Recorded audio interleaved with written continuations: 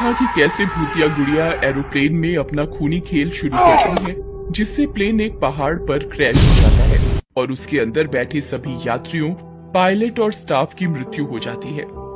इसके बाद भूतनी क्या करती है क्या नहीं, अब देखिए आगे। प्लेन क्रैश होने के बाद भूतनी वापस अपनी गुड़िया के अंदर आकर वहाँ से गायब हो जाती है, जिसके बाद वो टापू पर इधर उधर घूमने लगती है।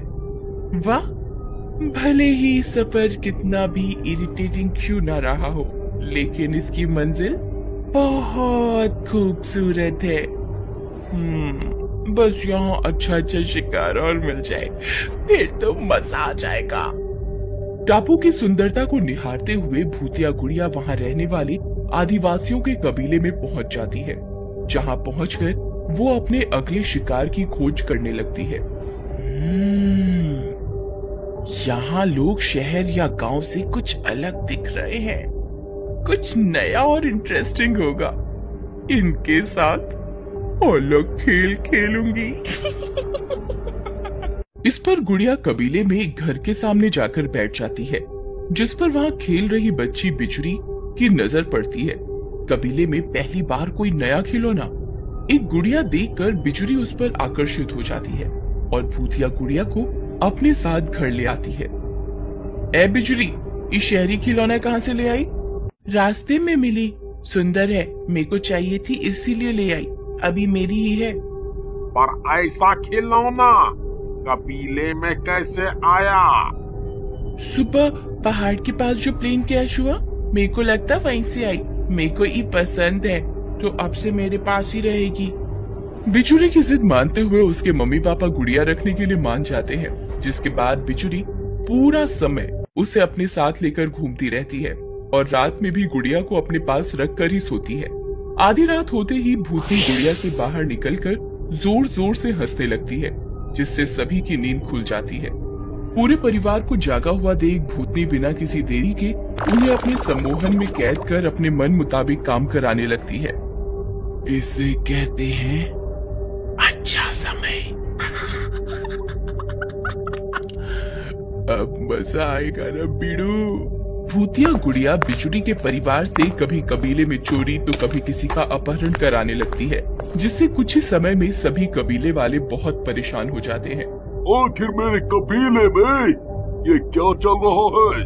ओए, कभी चोरी होती है, ओए, तो कभी किसी का अपहरण।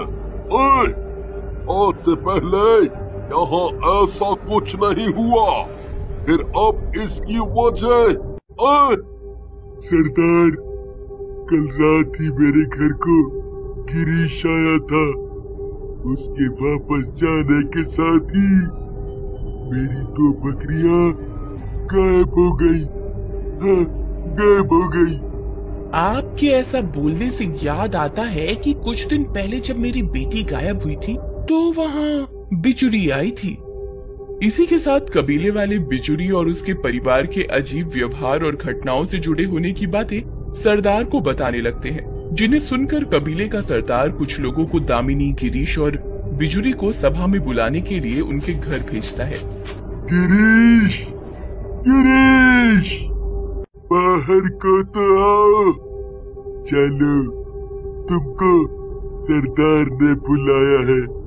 आदमी के बुलाने पर गिरीश अपने परिवार के साथ घर से बाहर निकल कर आता है और आते ही पूरा परिवार वहाँ खड़े सभी कबीले के लोगों पर हमला कर उन्हें मार देते हैं, जिसके बाद भूतनी उनका मांस खाने लगती है। वाह, ये तो बहुत अच्छे गुलाम मिल गए, बिना कोई चू चपट के सारा काम बखूबी पूरा करते हैं। जाओ, जाकर पूरे कबीले को खत्म कर दो। भूतनी की बात मानते हुए बिजुरी का परिवार कबीले के लोगों को मारने के लिए सरदार के पास पहुंच जाते हैं, जहां पहुंचकर वो बिना कोई देरी किए लोगों पर हमला करना शुरू कर देते हैं, जिसे देखकर कबीले का सरदार लोगों को बचाने के लिए उन तीनों के सिर पर लाठी मारकर उन्हें बेहोश कर देता है। ये कबीले के लिए खतरनाक है, इसलिए इन्हें ले जाके गुफा में कैद कर दो। बिजुली के परिवार के कैद होते ही गुड़िया की भूतनी को अपनी ताकत के कमजोर होने का एहसास हो जाता है और वो गुस्से से लाल होकर तुरंत सरदार के पास पहुंच जाती है। तूने मेरे गुलाम को कैद करने की हिम्मत कैसे की? उनकी वजह से मेरे सभी काम आसानी से हो रहे थे, पर तूने उसमें गुगली मार दी। अब तेरी इस हरकत का अंजाम पूरे गांव को भुगतना पड़ेगा। इसी गुस्से में भूतनी अपने जादू से कबीले में हर तरफ तूफान उठा देती है, जिससे बचने के लिए सब इधर उधर भागने लगते हैं। इस बीच भूतनी कबीले के सरदार पर हमला कर उसे मार देती है। सरदार की मृत्यु से पूरा गांव डर से कांप जाता है। सब मरेंगे, एक एक कर सबको मार दूंगी, कोई जिंदा नहीं बचेगा। अब भूतनी कबीले वालों पर बिजली गिराने लगती है, जिससे पूरे कबीले में आग लग जाती है और लोग उस आग में जलकर मरने लगते हैं। अपने कबीले को तबाह होते हुए देखकर भीषण भूतनी को रोकने की योजना सोचने लगता है। न जाने कहां से ये भूतनी कबीले में आकर तबाही मचा रही है। मुझे जल्दी कुछ करना होगा, नहीं तो ये पूरे कबीले को शमशान बना देगी। अपने कबीले को बचाने की योजना सोचते हुए भीषण एक पत्थर उठाकर भूतनी पर फेंकने लगता है, जिससे भूतनी का ध्यान भीषण की तरफ भटकता है और वो उस पर हमला करती है, जिससे बचते हुए भीषण वहां से भागना शुरू करता है। कबीले में एक जगह से दूसरी जगह भागते हुए भीषण उसी गुफा के पास पहुंच जाता है, जहां बिजुरी के परिवार को कैद किया होता है। यहाँ तो बिजुरी और उसका परिवार कैद है। एक तरफ कुआं, एक तरफ खाई, बीच में फंस गया भीषण भाई। क्या करें, क्या करें? इसी असमंजस में भीषण भूतनी के वहां पहुंचने से पहले बिना कुछ सोचे समझे गुफा के अंदर घुस जाता है। एक तरफ भूतनी गुस्से में गुफा के बाहर भीषण को ढूंढ रही होती है, तो दूसरी तरफ गुफा के अंदर बिजुरी और उसका परिवार उसे मारने के लिए आगे बढ़ रहा होता है।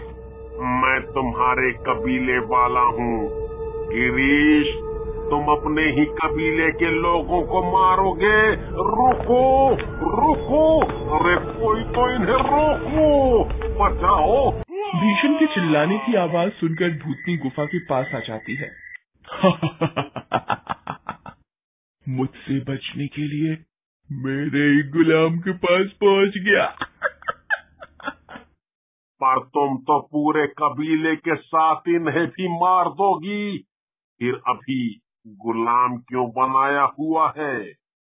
कुछ देर की जिंदगी बची है, कृपया इस परिवार को आजाद कर दो, कर दो, कर दो।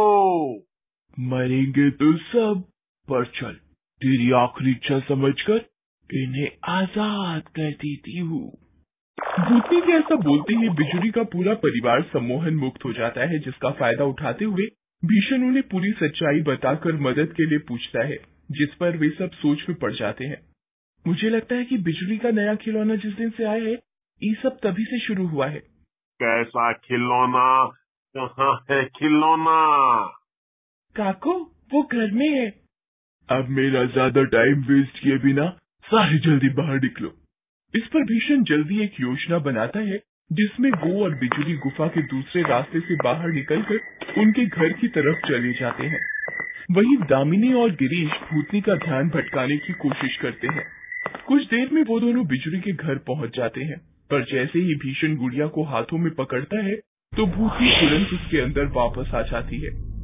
तेरी इतनी हिम्मत, मेरी गुड़िया को हाथ लगाया, अब इसी वक्त मुझे छोड़ जल्दी। भूतनी को इस तरह कमजोर देखकर भीषण गुड़िया को ज्यादा जोर से पकड़ लेता है और फिर उसे एक बैग में बंद करके टापू के बाहर समुद्र में दूर फेंक देता है।